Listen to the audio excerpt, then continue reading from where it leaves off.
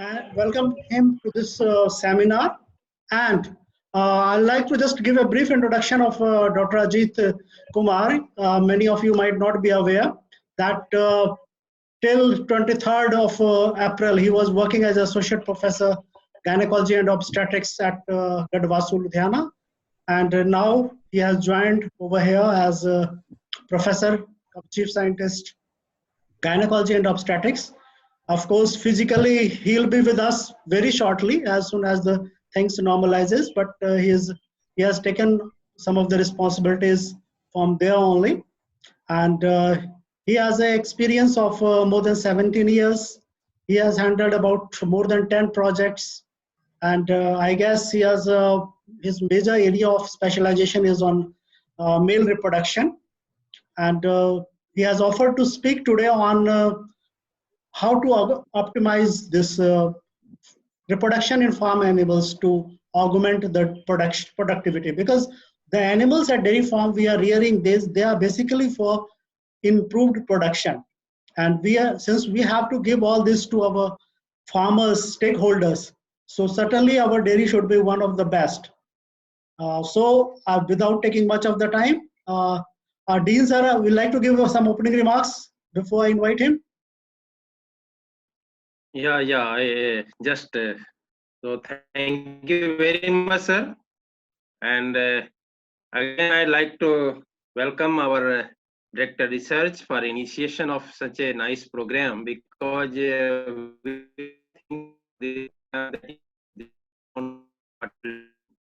how to initiate the activity. But certainly this is a very good initiation, and this will go in a long way. I welcome today's speaker, Dr. Ajit, and all the faculty members and students here. And certainly they will be benefited out of this program. And one thing, when I was going through the Facebook, I was observing that many of the persons, they are also interested to join this program. They are not from this institute, they are from another institutes. So I think if someone is requesting some students of different university or different institutions, some faculty members of the different institution, if they are requesting, we can provide a login ID. This is my opinion, but I'd like to request our director researcher what should be done, so that if someone is very much interested and they want to be benefited out of this deliberation, they can be. So now, without taking much, so certainly we all from, of course, in physical seminars we generally doesn't permit as per the mandate from outside, but in these seminars we can certainly welcome anyone who is interested to listen to the topic. So please. Coordinator is requested. So if someone is asking and requesting, they can provide the link. But sir, I had put a little bit break that so that there is a number doesn't increases too much, and most of the people join, put off their video, so it doesn't. With selectively we'll allow wherever those who are really interested. I those think only 4 or 5 persons maybe. Yes, sir. Should not be more than 4 or 5 like certainly, that. Certainly, sir. Please. So, please. So, Dr. Ajit, now floor is yours. Kindly start. Please. Thank you very much, sir, for a nice introduction. At the outset, I would like to thank DR sir for providing me this opportunity to interact under NAHEP program. And let me share my screen and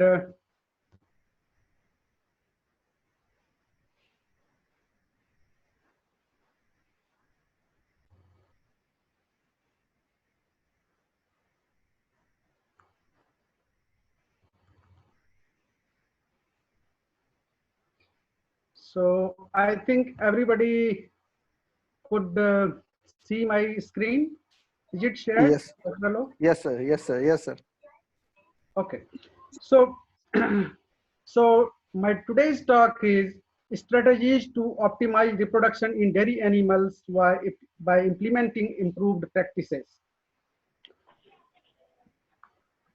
So what are the topics I will be covering in this talk? First of all, I will be talking about the status of dairy sector in Bihar. Where do we stand? What is the status of Bihar in terms of milk production in our national reference?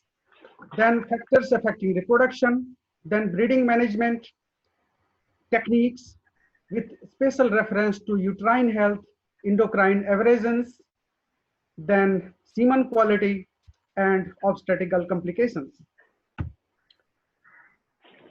So this is the latest data, provisional data rather, reported by this DADF, Department of Animal Husbandry, Dairy and Fishery, Government of India. This is provisional data and this has not been notified till date, but this is the last year's data. And it clearly shows that these are the 15 milk producing states, right? And Bihar is on 9th position in terms of milk share. So if we count the milk production capability of Bihar, Bihar is on 9th position, 9th rank in terms of milk share. 5.2% of national contribution of milk production is given by Bihar. Sorry, Dr. Ajit, I interrupt you. Your presentation is slightly blurred. Okay. थोड़ा सा देखिए text जो आ रहा है ना थोड़ा blurred है. Okay, okay. So I will increase. I think. Is it? Reopen कर दीजिए, Dr. Ajit. You can reopen. There may be some problem. इसको log out करके presentation you can restart. There may be some problem. Okay. Then again yes.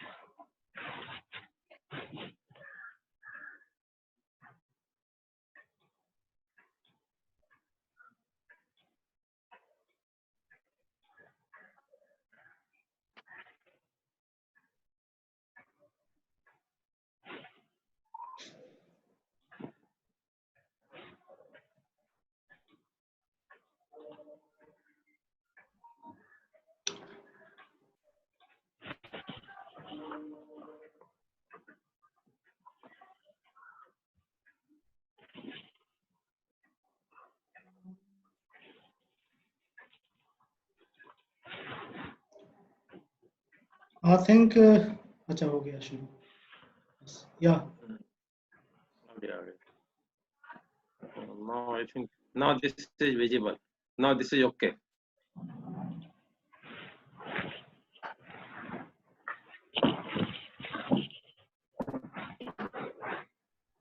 Yeah, this is fine.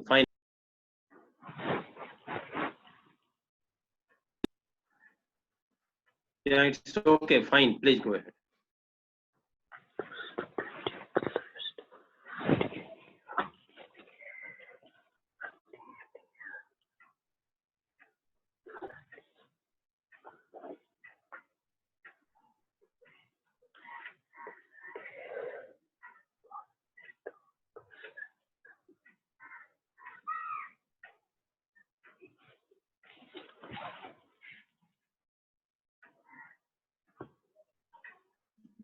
आपकी voice नहीं आ रही है doctor Ajit.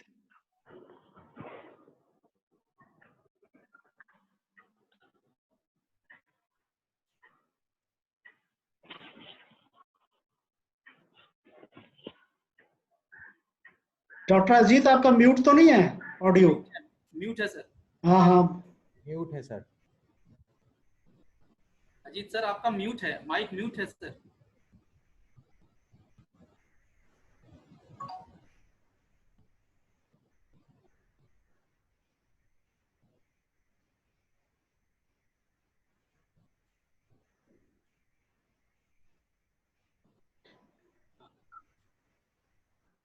Okay, go ahead, Dr. Ajit.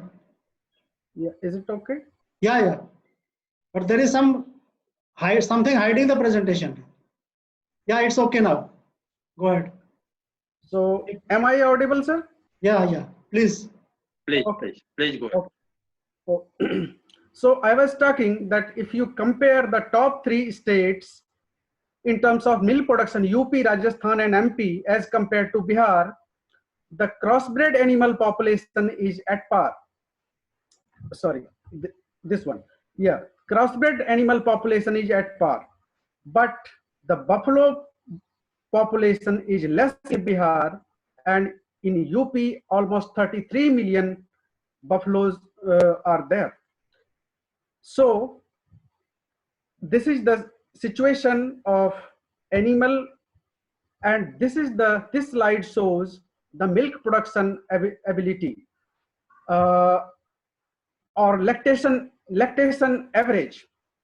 So see, if you see the crossbred, this blue line shows the Bihar animal, crossbred animal. The average per day yield is 6.5 kg. This UP, Rajasthan and MP has got better production potential. But in case of indigenous animals, this is quite interesting. It is at par with national average. National average is 3 kg per day, and national average at India level is 3.95, almost close to 8 kg per day. So if we talk about crossbred cows in Bihar, it is lagging behind the national average. But if you talk about indigenous cows, it is at par. So it indicates that there is scope for the production or improvement of better genetic potential.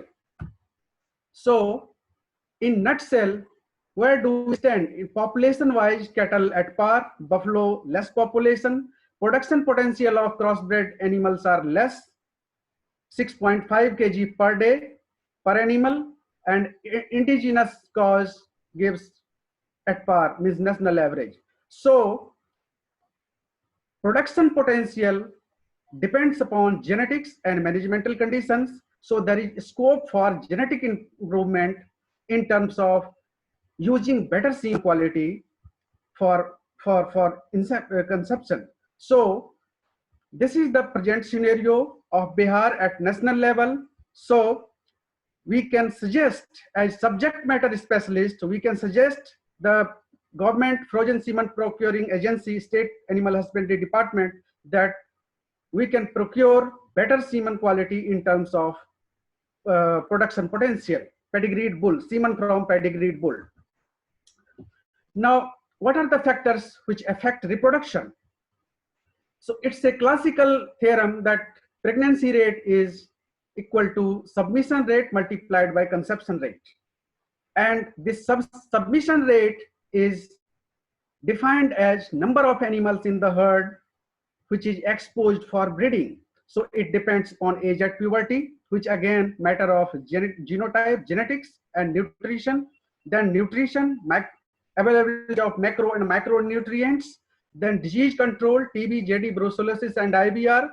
These 4 diseases are very, I would like to put special emphasis for dairy farmers, for organized dairy farms, that these screening of herd animals for TB, JD, brucellosis and IBR should be every 6 months, means twice a year, because these are the 4 diseases which causes abortion, repeat breeding due to unknown reason. We never know what is the problem, but more number of repeat breeding cases will be available or encountered, leading to lower conception rates.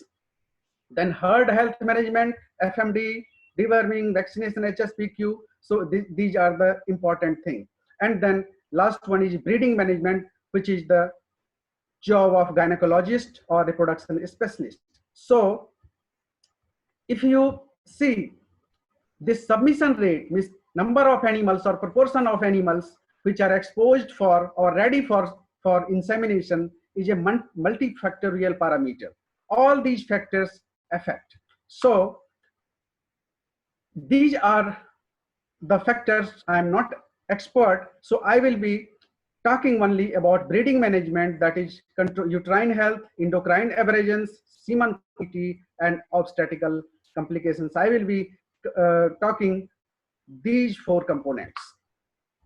If you talk about repeat breeding is a major problem. See, 28.4% animals are affected with hormonal problems, 18% exclusively genital infections, 14% due to managemental defects, and 7% due to acquired anatomical defects, that is cervicitis due to faulty insemination techniques. Untrained inseminators or laymen, pharmacists, or farmer itself, they try to do insemination by hit and trial method, and they cause injury to the genitalia. So 7% of repeat breeding cases are due to those regions which are causing acquired nature, and 37%, almost 40%, they are major due to multiple etiologies. So if you talk about uterine health during non-pregnant phase, cervix is closed. Here is the diagrammatic representation of cervix. It is closed during pregnancy. Fetus is here. It is in sterile condition. But once parturition starts, cervix is open and this fetus comes out. So during this phase, there are chances of infection and leading to endometritis and various degrees of uterine infection. I am just showing you the 4 types of for this uterine discharge. This is the dirty discharge, pussy discharge, thick, and owner will clearly tell that काफी गंदा discharge आ रहा है. There is no diagnosis needed or any, simply go for treatment. This is the case, very easy to diagnose because farmer itself tell. The second one, it is somewhat good, DO can diagnose. This first one is little tricky because turbid discharge is there. Veterinary officer need to check, and slide should be prepared or culture and sensitivity test should be done. This first one, 0 number, this is the most tedious task because this comes under subclinical endometritis. Apparently, when discharge comes at the time of heat, it will appear very clean. If you take it on slide, occasionally you will get some flakes, but you will be always in doubt that whether it is infected case, infection is there, or I should go for AI. So this one is the most tricky, and this is subclinical endometritis because there is clear discharge, almost clear discharge. So 1, 2, and 3 are easy to diagnose. So I will be discussing about subclinical endometritis, this one. Uterine cytobreast technology is the latest one. It is very effective. It is like just pap smear. Here is the pap smear, and it is attached with a long AI gun-like structure to make it almost 18-inch length, like AI gun. This is the pap smear used for vaginal smear or cervical smear for ladies. It is commercially available. So we attach this pap smear with a long AI gun-like handle, and we put inside uterus and rub it and make a slide with G10, like vaginal cytology in case of dogs or bitches at the time of heat diagnosis of heat. And you can see what are the proportion of in slides, what is the proportion of presence of this polymorphonuclear cells. And here is the important observation.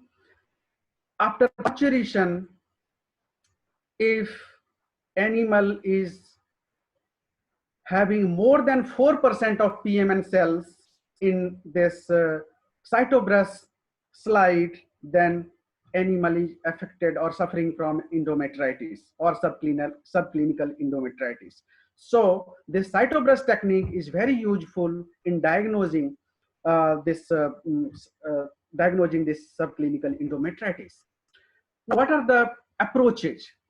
So uterine infection is traditionally, whenever we get a case of uterine infection, always in our mind or in a veterinary officer's mind come that use antibiotic, and especially CST based, culture and sensitivity based antibiotic therapy.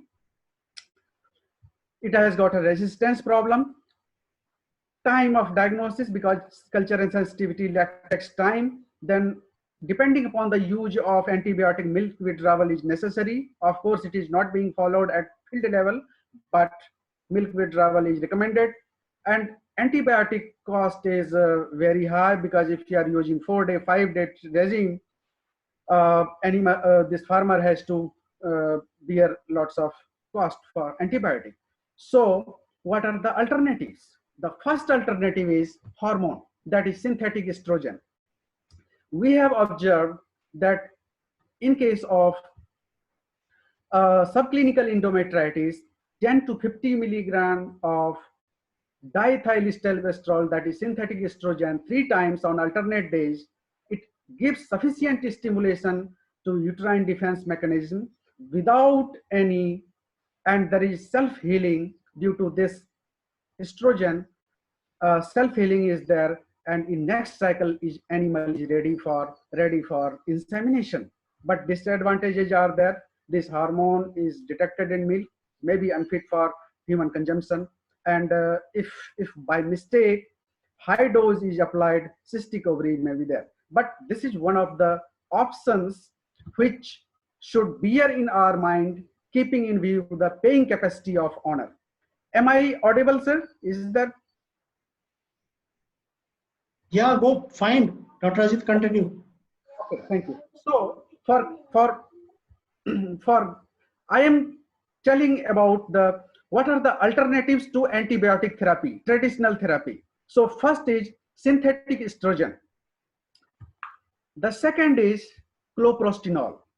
So it is luteolytic agent. It acts as myometrial contractile agent, stimulates phagocytic activity in uterus, and then induce follicular phase. So natural uterine defense mechanism is activated, and rest the same mechanism as I told you in estradiol. Then third one is use of E. coli LPS. It is endotoxin, but it's a wonderful immunomodulator. 100 microgram of LPS, E. coli LPS in 25 ml of NSS, normal saline solution, once in a subclinical endometritis, there is a self-cure, because this E. coli LPS acts as chemoattractant to the polymorphonuclear cells. In uterus, there is huge attraction or chemoattraction of neutrophils in uterus, and self-healing is there. So the third alternative to antibiotic is use of E. coli LPS. This is the data. This is on day 0, when you give 100 microgram of E. coli LPS in uterus. So see, up to 72 hours bacterial count, by 72 hours bacterial count is decreased. This is one of the thesis work here in the department. So it has been proven successfully that LPS works wonderfully, and 1 dose of LPS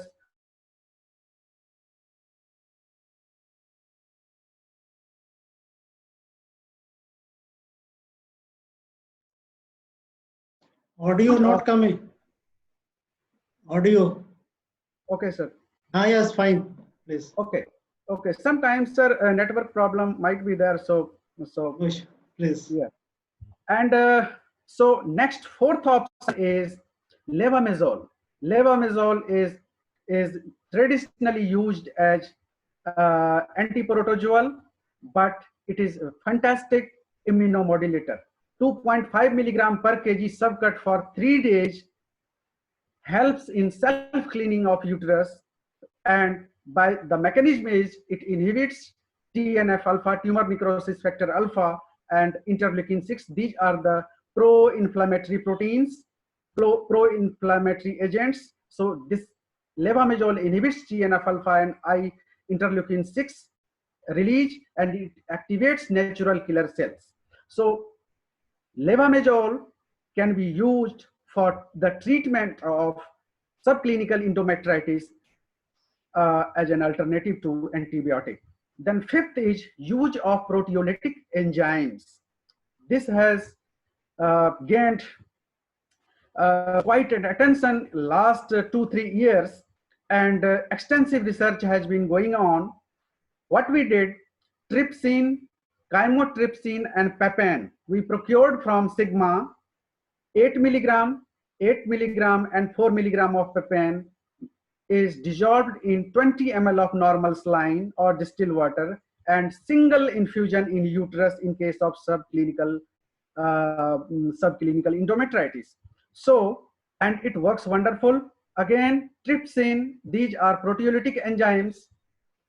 How it works, I will tell you later on, but commercial preparations are also available. Mastivaxim, we imported this one from Netherlands for trial purpose. In India, it is not commercially available. Mastivaxim is not commercially available, but we can procure for our clinical use trypsin, chymotrypsin, and papain from Sigma Aldrich, and you can use this one. So how it works? It has got no residual effect. So debris is lysed because it is proteolytic. Neutrophil attractant, it works as neutrophil, attracts neutrophil. Smooth muscle contraction is there. It helps in evacuation of anything present in uterus, and it supports body's own resistance system. So in nutshell, I want to highlight that we have 5 alternatives to the antibiotic for the treatment of subclinical endometritis or endometritis in case of clinics. 5 alternatives. So again, we tried to see first service pregnancy rate in case of this one using proteolytic enzymes, LPS and levamisole. Proteolytic enzymes gave best result. Of course, LPS and levamisole were comparable. So from this up to this level, the take-home message is hormones, use of hormones like cloprostenol and synthetic estradiol, immunomodulators like LPS and levamisole, and proteolytic enzymes, as discussed, are the better alternatives to antibiotic for clearing or treating uterine infection. And cytobrush technique is a very handy tool for the diagnosis of endometritis. Coming to the next topic, that is endocrine aberration. If you talk about endocrine aberration, ovulation failure is the most common problem. Animal comes into heat, but doesn't ovulate. So if there is no ovulation, though no ova is coming in the uterus, no fertilization, so no chance of conception. So whole of the fertilization process is halted, so there is no pregnancy. So what are the alternatives? Here, OVSync has been tried and tested method. GnRH, PG, and GnRH, 0 day, 7th day, and 9th day, 10th and 11th day artificial insemination. This is a traditionally used OVSync protocol, but we must know or remember, and we must teach undergraduate and postgraduate students that this protocol works well with cyclic animals only, and start in luteal phase, 5 to 12, between 5 to 12 day of stress cycle. If you do not know cyclicity of the animal or not sure about, so the result is always guarded.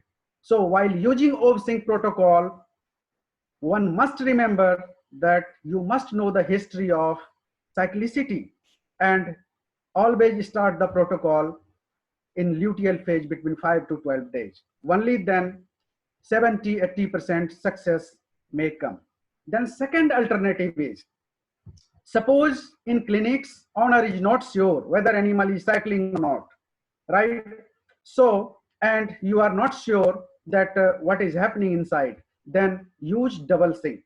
Double sync, it is standard OVSync protocol, but 2 days before use prostaglandin, cloprostenol 500 microgram.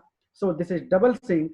So the advantage of this technique is there is no need to check cyclicity, whether animal is cycling or not, or you can start any day. So it will give better result, but you have to spend almost 150 rupees extra for prostaglandin because of additional prostaglandin. So double sync is better in this case. Now third situation is, if animal is cycling but not showing overt signs of heat. For example, buffaloes. In buffalo, it is traditionally called sluggish breeder or shy breeder. So there is chances there are no overt signs. But owner is saying that animal is cycling, or by any observation or by history taking, you know that animal is cycling but not showing overt sign of heat, then heat sync is the best option. GnRH on 7th day prostaglandin, then next day on 8th day 1 milligram of estradiol benzoate. So here and next and other things are the same. So what is the benefit of heat sync? Heat sync protocol, in heat sync protocol, 1 dose of GnRH is skipped, so you have saved almost 300 or 400 rupees, because estradiol benzoate is quite cheaper, almost 100 rupees for 100 rupees or so. So we have to keep in mind the economics as well, because farmers are poor, especially in our conditions. So, but again, we have to remember when to use. We should not blindly use these protocols. So if animal is cyclic but not showing overt signs of heat, and again you have to start in luteal phase for best results. Then fourth is Istra double sync. This protocol is used in acyclic animal. You don't know the history whether animal is cycling or not, and not showing overt signs of it. So both. Here is the blind case, and the benefit is start any day. This protocol can be started any day. The thing is standard protocol, estradiol benzoate, but add 1 pg 2 days earlier. So Istra double sync. So these are the 4 protocols. In all these 4 protocols, it is the treatment of anovulation, acyclicity, unable to show overt signs, so, and anovulation. So all those problems, or cystic ovaries. Cystic ovaries conditions are also treated by default, because we are using ovulating agent and luteolytic agent both. So these are the 4 options. It has been extensively tried in India as well as abroad. So depending upon the clinical case, as I marked in red color in the bottom, so depending upon these conditions, we should remember that which protocol should be used in clinics for better results. Now preconditioning, you can choose those protocols out of, and if you use deworming 14 days earlier, and use multivitamin supplement, vitamin A, D, 3E, 7 days later, and use then any of the 4 protocols, it improves stress response and improves consumption rate. So preconditioning with deworming and multivitamin supplement improves this synchronization protocols in an effective manner. So again, it is very important clinical point. So our inference from these talk is suitable synchronization protocol should be selected depending upon our condition. We should not write OVSync protocol in all the cases. First take history, try to gather information from the owner and then select suitable protocols from those things, and preconditioning will improve depending upon the situation, whether if animal is not dewormed or multi-nutrient or mineral mixture is not fed by owner, then preconditioning will give better results. Then next is semen. Semen, as you know that bull is half of the herd. If everything is good but semen is not good, there is no fun of expecting any pregnancy. For successful fertilization, healthy sperm, healthy oocyte, pathogen-free uterus, and good management is essential. So those things which I talked earlier is female part, now next male part. The biggest negligence in semen quality is semen handling. Ideally, thawing semen is in lukewarm water at 37 degrees centigrade for 30 seconds, but see what happens. These are some of the mishandling. This pharmacist took out one straw and put it in pocket and is going for insemination. Or one took and rubbing between the palm. These are the two mishandling. One taking straw in pocket or rubbing between the palm. It is the biggest insult to the spermatozoa, and the viability and fertility is affected. The second, this is again a method of mishandling. Some pharmacist or layman, they take ice cubes in a poly bag or some container, take little bit of ice from fridge and take out one straw, and they will put it in this poly bag along with ice. So basically this is ice thawing, but again it's not a recommended procedure. We should highlight this mishandling at every forum. Our veterinary students, undergraduate students, PG students should be encouraged not to do these practices, or when they reach field dispensary, join their job, they must discourage their subordinates to avoid these things. Then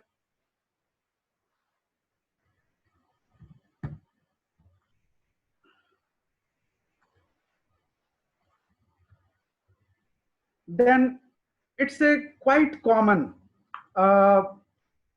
pharmacist or inseminator, they take a mineral water bottle filled with water, ordinary tap water, and they take out a straw and then put it in this,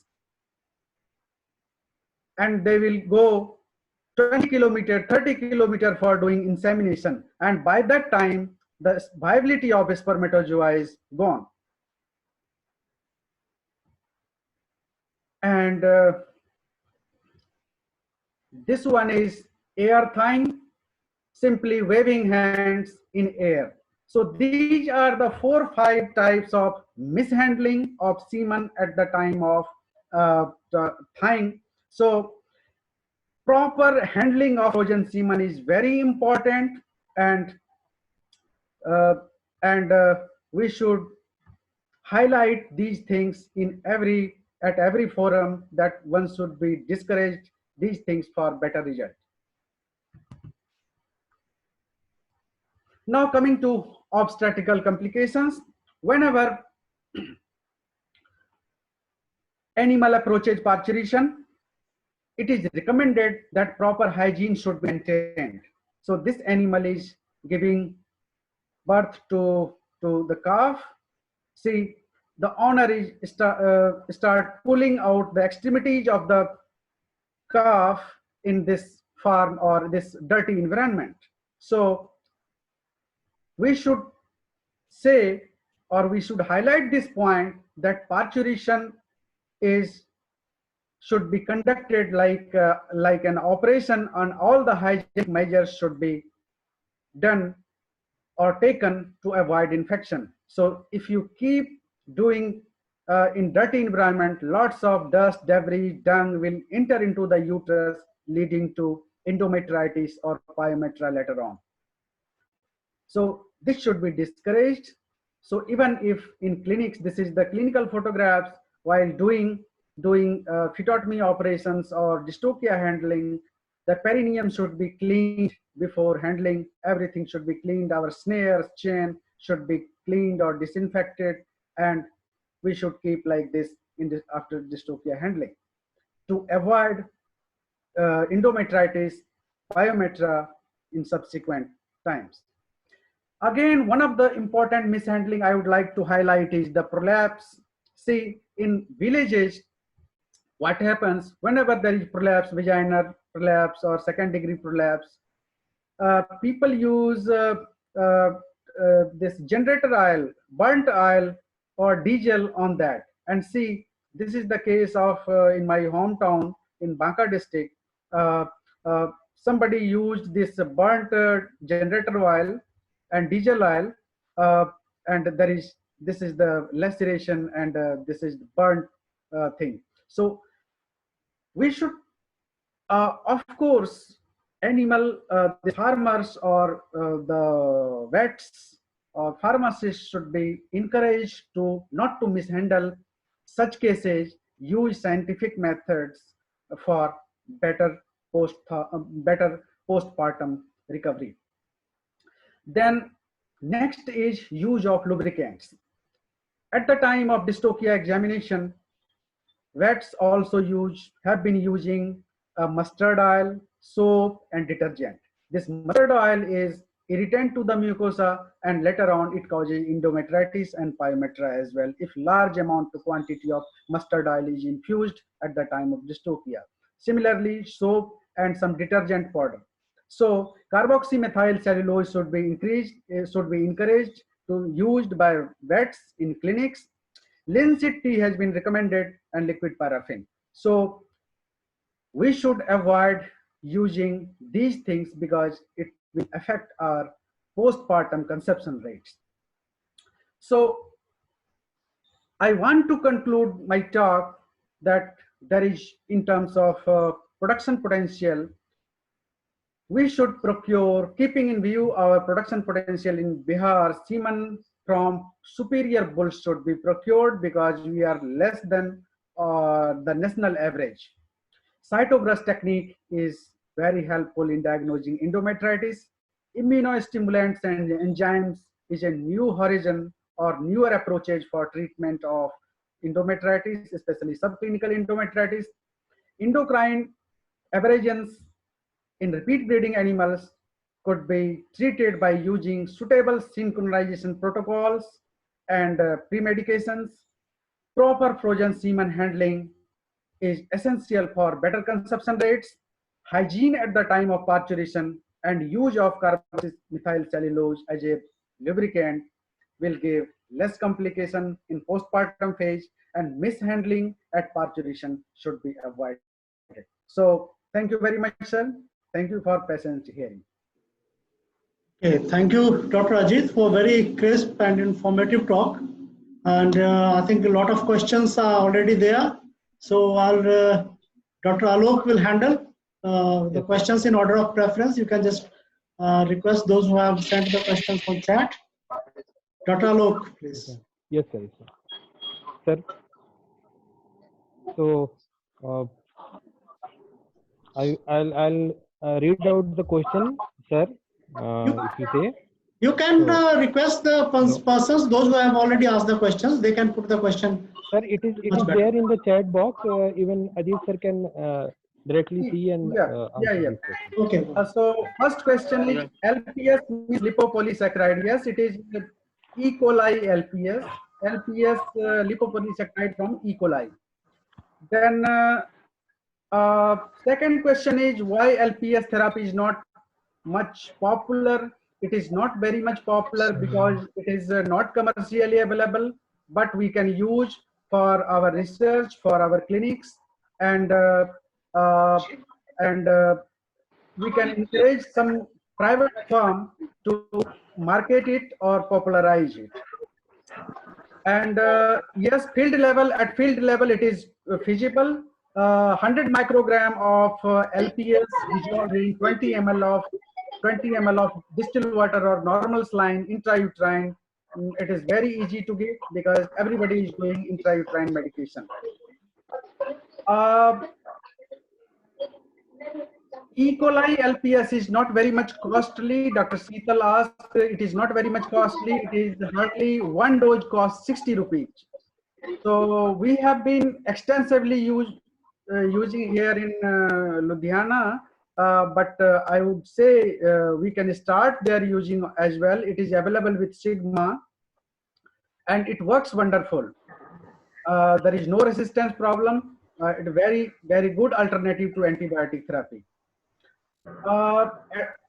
One question is regarding adverse effects of trypsin combination.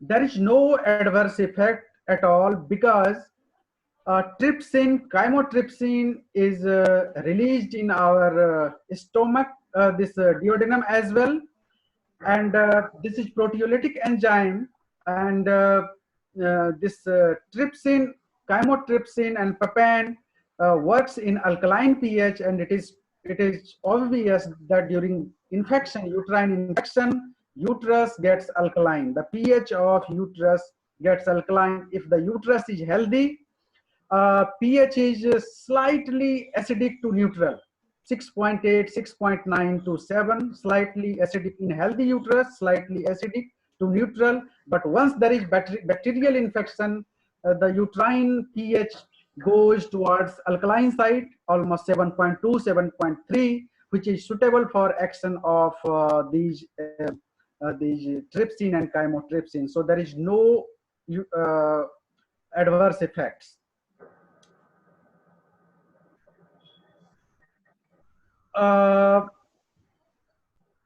Hormones, one question from Dr. Vivek is whether it has been used, this estrogen.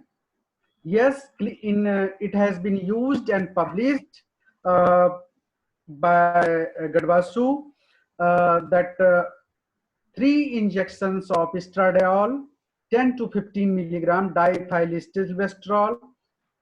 It works very good. Only thing is we could, because it is synthetic hormone, it will be coming in milk as well. So scientifically, there is always an ethical issue that whether we should use or not, but as far as treatment is concerned, it works.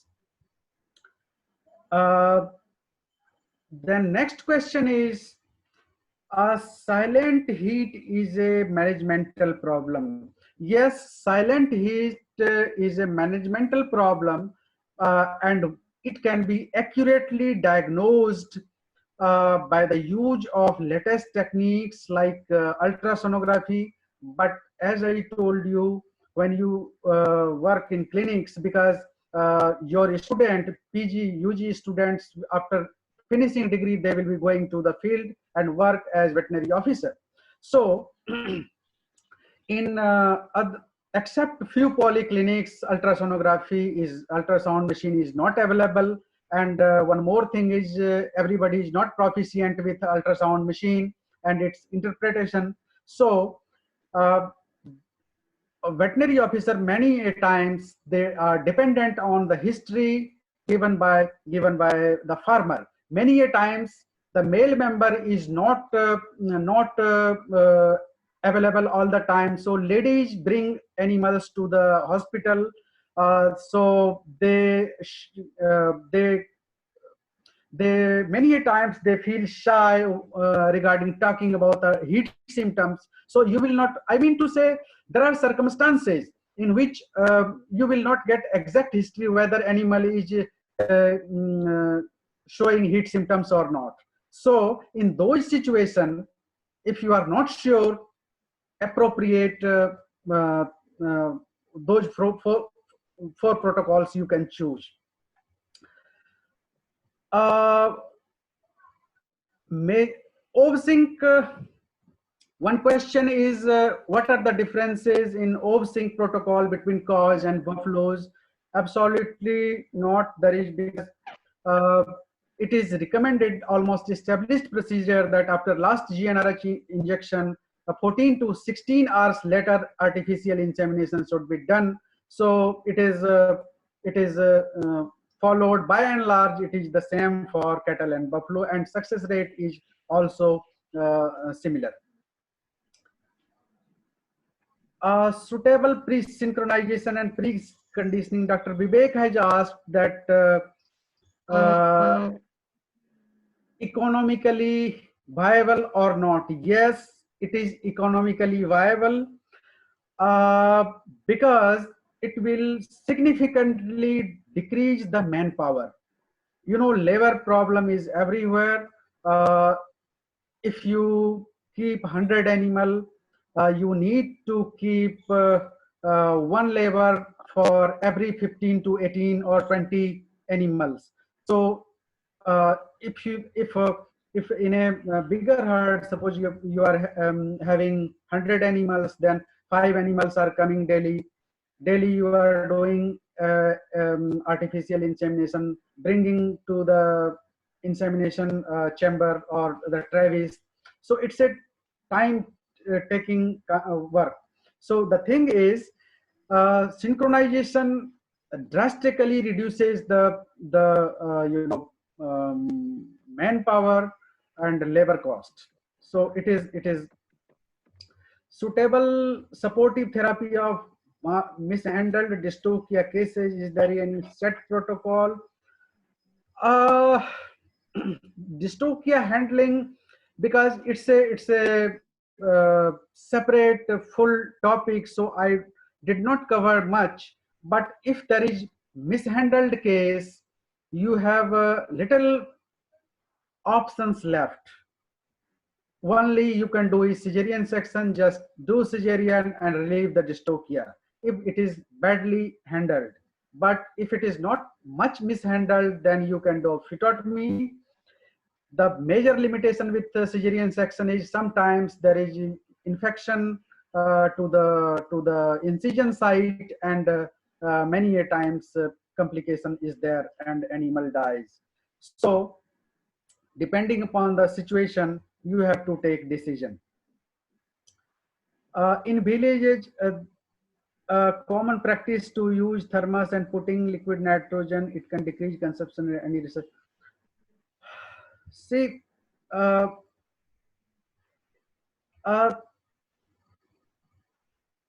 if liquid nitrogen is put in thermos and frozen semen is put inside and carried, it is as good as transporting frozen semen in cylinder. As such, there is no problem. Problem occurs when you thaw in ice or put frozen semen in pocket, or air thawing, or put in bottle and go 20 kilometers on bike and then do AI. So during that time, the fertile potential, fertility of that semen or sperm tremendously goes down. So it affects pregnancy. So the thing is, we should avoid or encourage, teach our students to avoid them. Dr. Ajit, just a second. I think there has been bombardment of questions on you. So I'll, Dr. Alok, you coordinate the questions from students preferably. Then if time permits, we'll take the questions from others. Some questions are just for the sake of questioning, I'm seeing.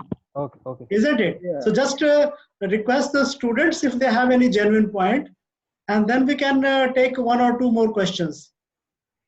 Sir, a PG student Vishnu has asked one question.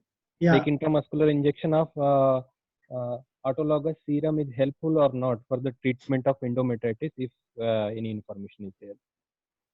Is there any information? Intramuscular injection has not been tried. The autologous serum works through complement. The serum contains complement system. If you remember the antigen antibody reaction from your immunology point of view, serum and plasma contains complement system. So the idea of infusing autologous serum in the uterus is to provide sufficient complement system so that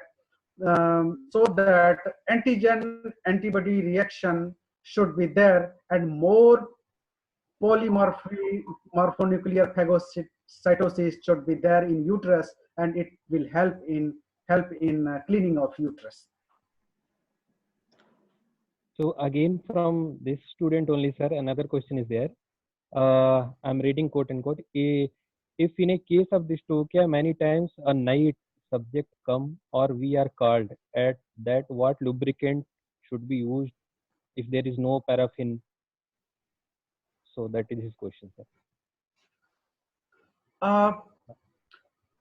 Earlier, carboxymethyl cellulose was not available in India. Nowadays, it is quite cheaper and it is available everywhere in SD Fine and Merck. Many scientific houses, they are selling this carboxymethyl cellulose. So scientifically, we should promote using carboxymethyl cellulose because it has antiseptic property, excellent lubricant, and without it, it is not non-irritant to the endometrium, and there is no chances or no chances of postpartum pyometra or endometritis by using carboxymethyl cellulose. So we should, as gynecologist or obstetrician, we should do an extensive campaign in terms of refresher courses of veterinary officers. We should say that do not use mustard oil or this any other things. Use carboxymethyl cellulose. So sir, there is no further question from student side, but still many of the faculty members, they had written some question. If you say, I'll read out one by one. So, hello. Yeah. Yes. Sir, from surgery department, Dr. Ramesh Tiwari sir has asked one question: how to handle recurrent prolapse?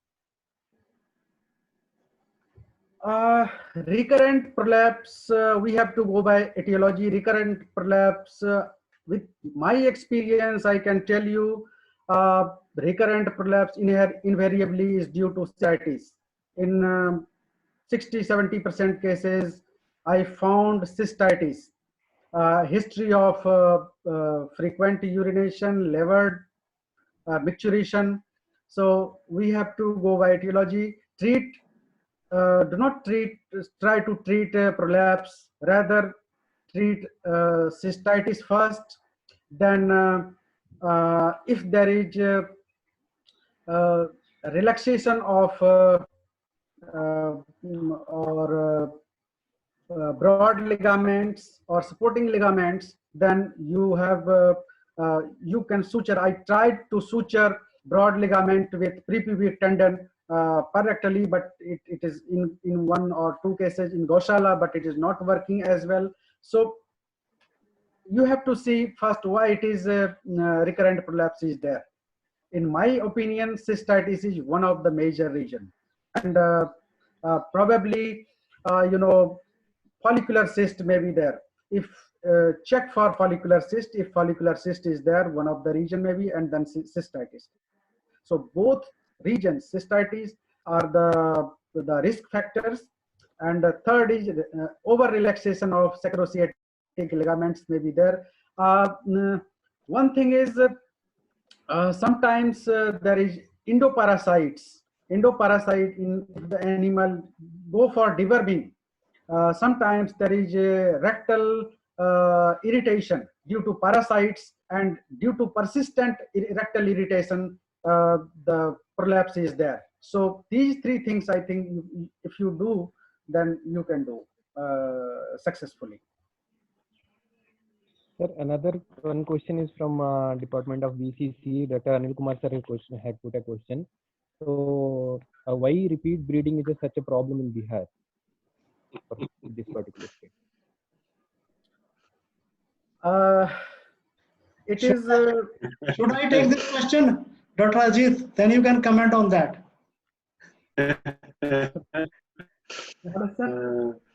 Dr. This is the Anil, problem of everywhere, not in yeah. Bihar. No, sir, I'll just like put one more question to Dr. Anil back to that. Dr. Anil, how many trained artificial inseminators are available in Bihar? That is the basic question. And I think this figure is big zero. Hardly some are available, that too with little training, 1 or 2 week training. And that is the biggest reason for repeat breeding. Dr. Ajit and Dean sir can comment on that. Yeah. Because our director research is rightly pointing out this thing. Whenever we talk about the repeat breeding, that's a kind of infertility. And I always used to say in my previous lectures at so many platforms, I quoted as infertility, the major cause of infertility is man-made infertility. That's man-made infertility.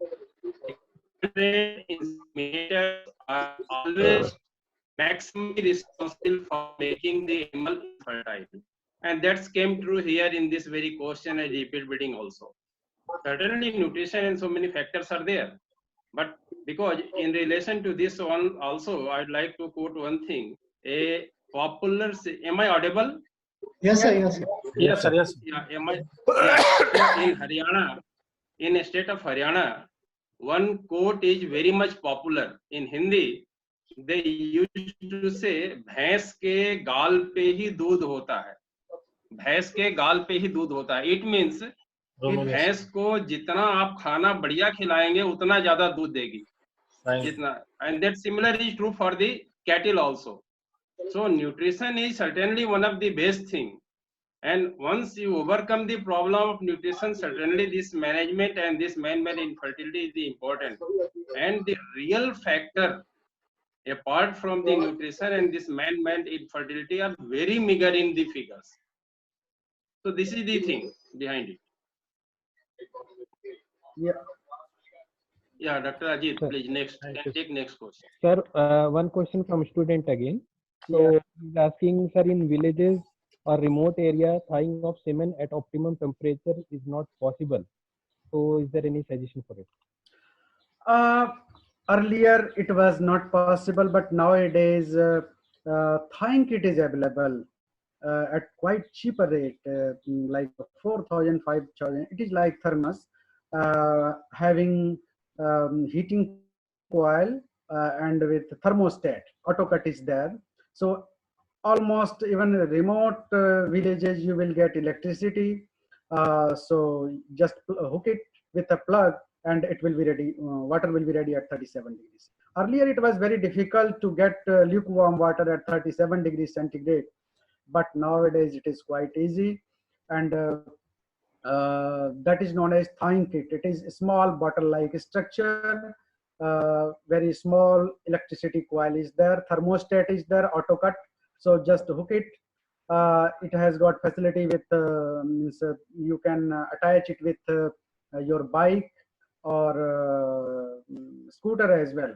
They have given some adapter, so you can attach it with the bike and the scooter. So if a farmer is not having power point or power socket, you can or veterinary officer or the pharmacist or inseminator can attach, hook it with their bike or scooter, and water will be ready. So just thaw it. Dr. Cook, I think we should procure such kits at the earliest for showing to the students as well as from other trainees. Yes, sir. Yes, sir. I like to add something here with this particular answer of this question, because if you see, we always, many of us, what is the problem is under the field condition, we always go to the things by shortcut method. If this thing is not available, what is the alternate? I tell you, every hospital of the Bihar, every insemination center of the Bihar, not only Bihar, almost in every state, there is a provision of having this thermometer. Everyone is having. Problem is that people are not using thermometer. If someone is going in any of the village, if they will ask for lukewarm water, I don't think any of the poor farmer will not say that, sorry, I can't provide lukewarm water. they can provide. The only thing is a veterinarian must have thermometer in his pocket, or inseminator must have thermometer in pocket, and then can go for proper thawing. This is easiest way. The thing is, a clinician or veterinary not carrying the thermometer in his pocket. They are saying that my finger works as a thermometer. I can identify what is it, how I can easily identify 37 degrees Celsius. No man, this is not possible at all. Once we are very much able to identify that right temperature, then what is your thermometer? Then one can very easily, simply by the touching a person, observing a person, can identify corona also. So it is not like that. So we should go by protocol, whatever the protocol is available for a veterinarian. At minimum things we must keep with us. Then only we can think for better conception rate. So please, next question, please. Sir, another question is from Dr. Ravikant Nirala, sir, from LPM department. He's asking why crossbreed animals suffers more with repeat breeding than indigenous, and is there any precautionary measure to control it?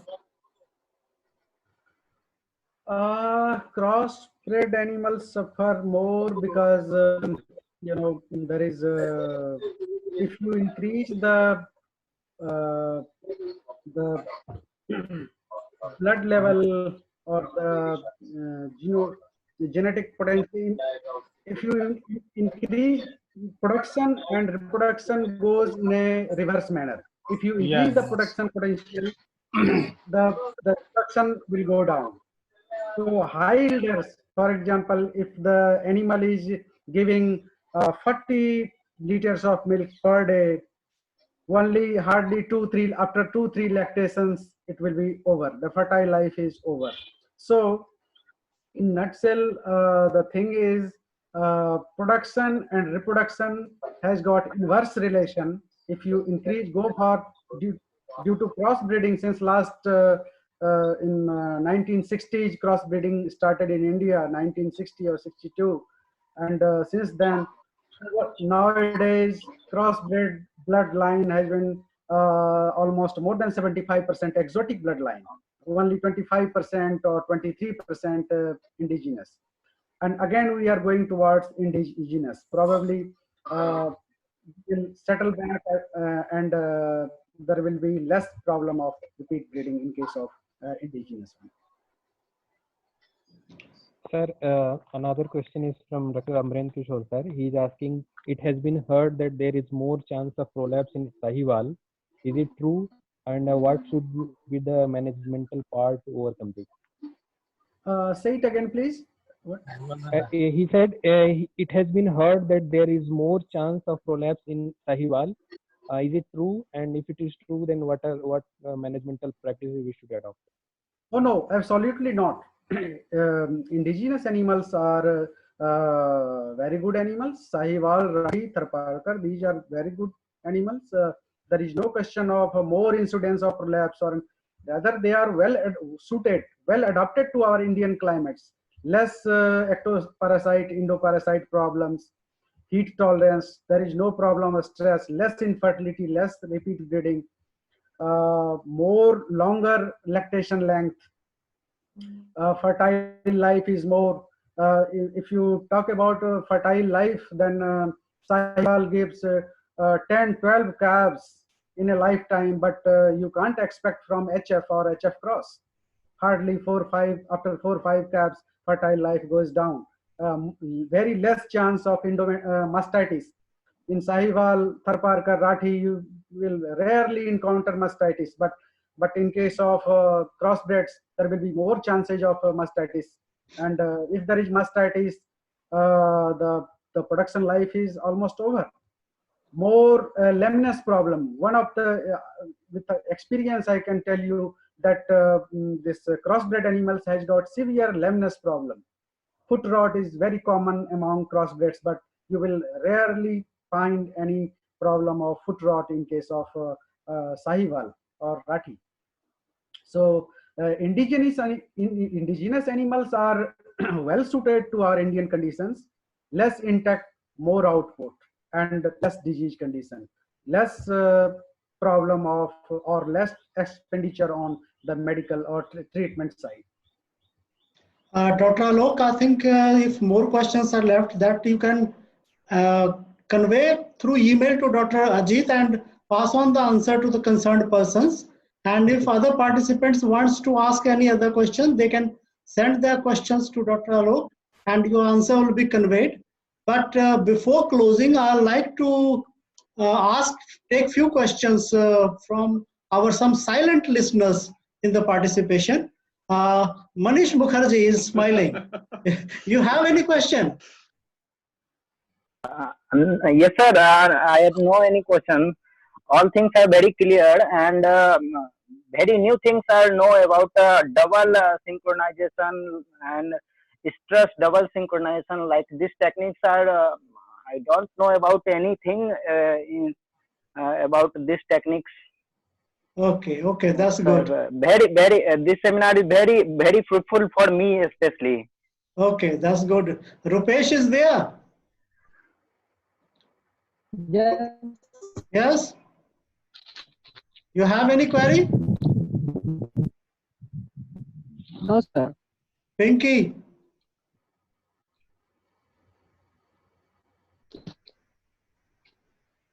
Pinky Rani, you have any query? We doesn't want you to be silent spectators. Participate actively. Then is of much more use rather than just sitting listening. Anyway, Only good Vishnu has lot of questions, sir. Good response.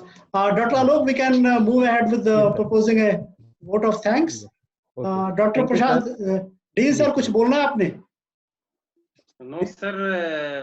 That was really, I appreciate the presentation of Dr. Ajit. This was really a very nice presentation and I'd like to thank Dr. Ajit. And also I'd like to thank our students and teachers because they have asked very much pertinent question. And if question is there, certainly this is an direct indication that they have gone through the talk very seriously. They are sitting with all their open mind and very positive mind. So, and asking question is a good thing. I always appreciate the asking questions. So, many times what's happened that many of the students, they hesitate in asking question. They always feel that either the question is wrong or right. Yeah. What our other colleagues will say. Either this question may be blunt also. No, this should not be like that. You just ask the question for the sake of asking question. May be wrong, it's no problem because you are a student and everything is okay for you, but you make your habit, be extrovert. So, Pinky, this is also a message for you and all our students particularly. Our teachers are asking more questions than the students. So, I think our student must ask more questions than the teachers. Because our teachers can ask any time because we are meeting every time. Amongst the students, sir, sorry, I'm interrupting. That's why we are giving priority. Yeah, sir, please. I'm interrupting you. In fact, amongst the students, Vishnu has been very forthcoming in putting forth questions. All must give him a big hand. Just give a clap.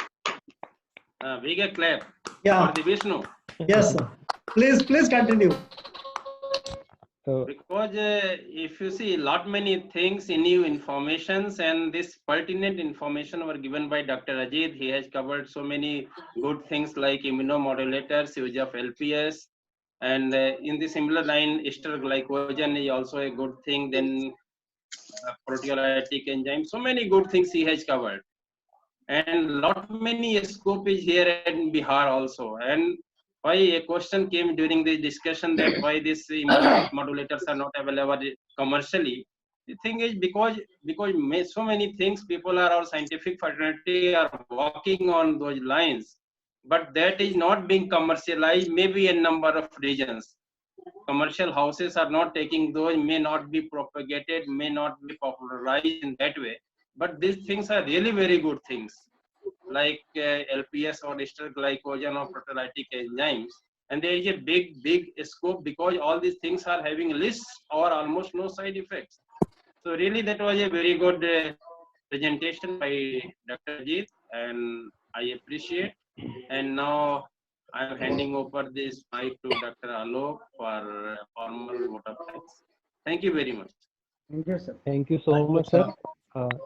I would like to thank today's speaker, Dr. Ajit Kumar sir, for his valuable and enlightening presentation.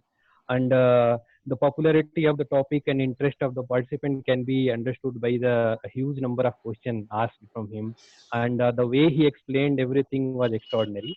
So my sincere gratitude to DR sir for organizing this event, and Dean sir for necessary encouragement and support, and all the participants, especially ICT and Mr. Satya Kumar for designing the poster and related help. And once again, I want to thank everyone who joined this. Thank you so much, sir. Thank you very Thank much. you. Thank you. Thank you, Dr. Alok also. Thank you. Thank you, sir. Thank you so much, sir. Thank you, sir. Thank you, sir.